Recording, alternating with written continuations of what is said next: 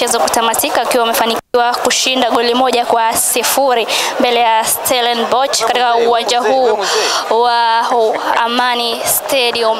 Na Baraza Hamza akiwa Hamza Spana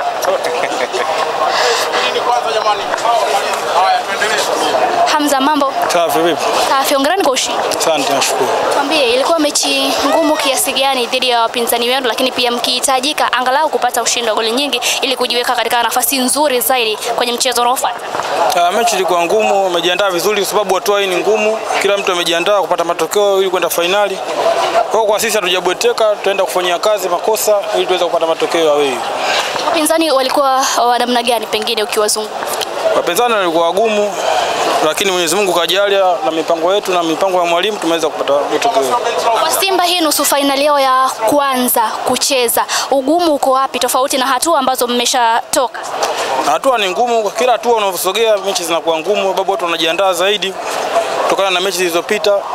Kwa hatua hii ni ngumu, tunamshukuru Mwenyezi Mungu lakini tupata matokeo. Swali la mwisho, watu pengine kitu pekee ambacho kinaweza kumpeleka Simba kwenye hatua inayofuata aidha kutokuhusu bao ama kuongeza bao zaidi tarehe 27. Umecheza na unaona performance ya safu ya ushambuliaji ya timu hii.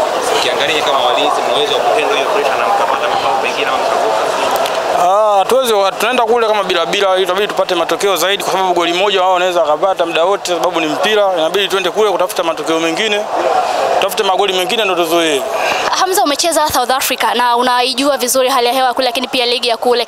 Unaipa nafasi gani Simba kufuzu katika hatua hii lakini pia ukiwa unawajua vizuri? Leo ni ngumu, na hisi viongozi pia wanaelewa. Na hisi tutaenda mapema kujiandaa vizuri.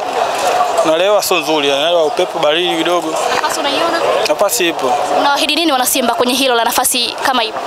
Tunaahidi wazidi kusupport, sisi tunaenda kufanyia kitu kule ili tuweze kuvuka hatua ijayo. Shukrani sana. Asante sana.